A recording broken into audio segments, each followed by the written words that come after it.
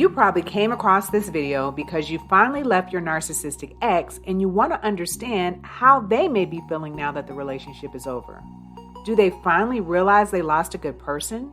Do they understand that they really messed up for the last time? Well, if that's you, in this video, we'll be discussing what your narcissistic ex will do now that they know you're gone for good and not coming back.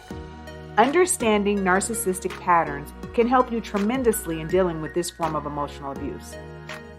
If you like this video, please be sure to check out the description box for more information and training on getting over your narcissistic ex.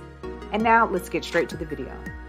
What does a narcissist do when they know they've lost you and you're not coming back is probably not what you expect. In a normal relationship, the other partner may feel remorseful, regretful, and really wish they had done everything in their power to save the relationship. This experience will be very different when dealing with the narcissist. You will not get any of this. They won't feel remorseful or regretful, and they won't feel like they could have done anything more to save the relationship because they will not accept any blame on how or why the relationship ended.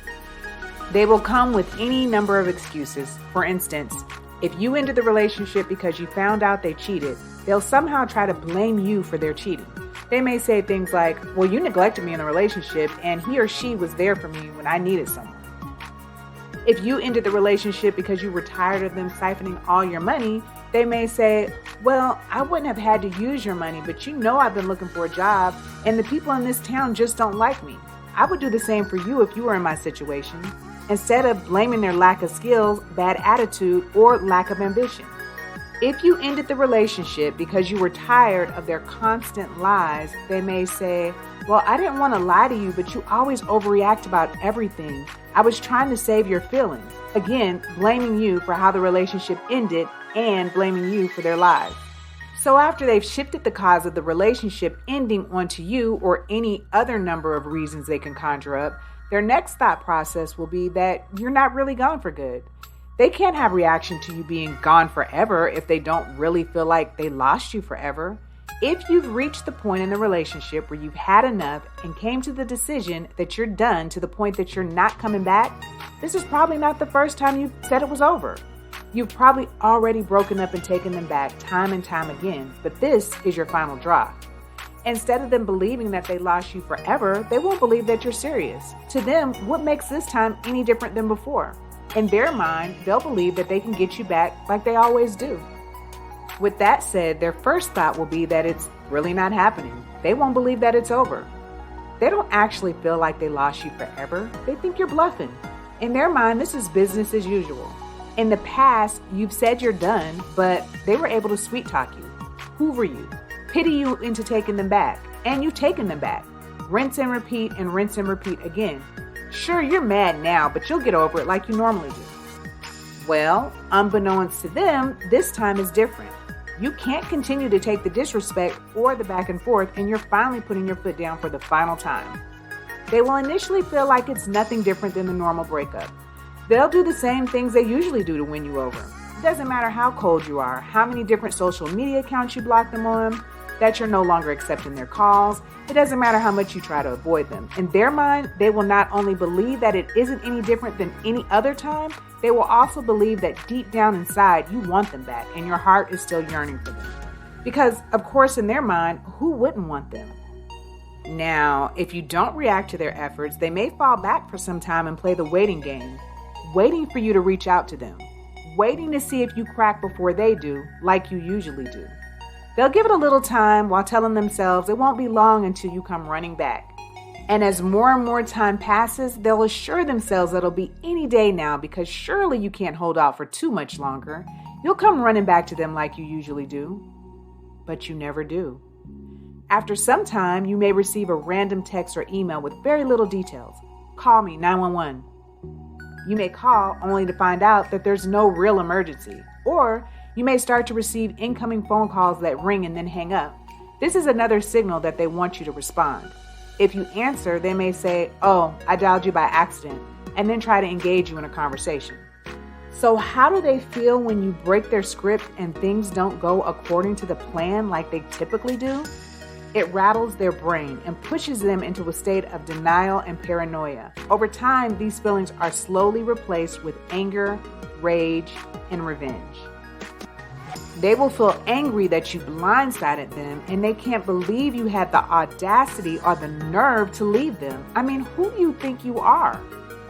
They likely have already started a smear campaign against you while they were in the relationship, but now that you've blindsided them with this final breakup, they'll go full force with the smear campaign. They can't have the true story getting out about how they treated you, so instead, they feel the need to tell everyone who will listen, especially their flying monkeys, how you wronged them in the relationship and how they are so happy it's finally over. They'll play the victim so that everyone who hears their story will feel sorry for them. If they happen to be entertaining another supply while they were in the relationship with you, they will likely put additional effort into this new supply because they can't be without attention for too long. If you caught them off guard before they had an opportunity to get a replacement supply, they will feel panicked because they can't live without their narcissistic supply. Attention fuels their very existence. Being in the world without supply is their worst nightmare. Eventually, though, they will move on and make better use of their time by entertaining a more willing replacement, someone who's willing to take their advances and fuel their ego. But that doesn't go without saying. Even though they have moved on, they will likely still call you from time to time.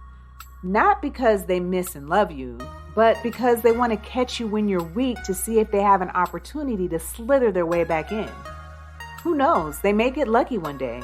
I mean, in your mind, you may think, well, if he's still reaching out after all this time, maybe they've changed, or maybe they realize they let a good one get away this time. You may have noticed a pattern here. If you haven't, I'll point it out. Everything circles around the narcissist and what they want and need. They're not going to feel bad about losing you because you're a good person. They're not going to feel remorseful because they realize you really love them and they couldn't get it together. They aren't going to feel guilty for treating you the way they did. No. In reality, they don't have time to think about you. It's never about the relationship or about you as a person. It's about them and them getting their needs met. So if they feel bad that you left, it's not because of love, it's because you're no longer providing them with whatever benefit they got from you, whether that be attention, money, obedience, loyalty, or whatever. If you've really been paying attention and reading between the lines, you will see that how they feel does not take your feelings into consideration. They're just upset that you're no longer meeting their needs. They view you more as a possession or an object than an individual with heart and feelings. When you are in a relationship for any period of time, you want to know that you meant enough to someone to really care about you as a person, but you'll not get any of that in this relationship. Their reaction is manipulation, anger, retaliation, and moving on, preferably as quickly as possible. For them, anyone is replaceable.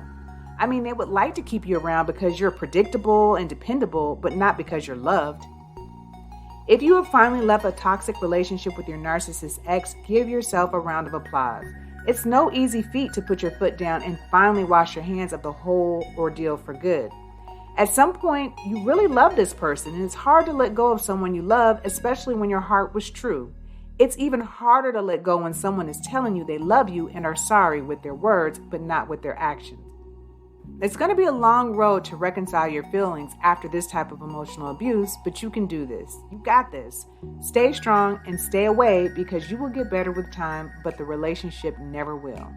Continue to learn everything you can about narcissistic relationships so that you can recognize these patterns and better arm yourself with the information you need to break the cycle of abuse. Recognize abuse cycles and learn to form healthy relationships. If you enjoyed this video, please make sure to like and subscribe and check out some of the other videos below related to this topic. And now to the next video.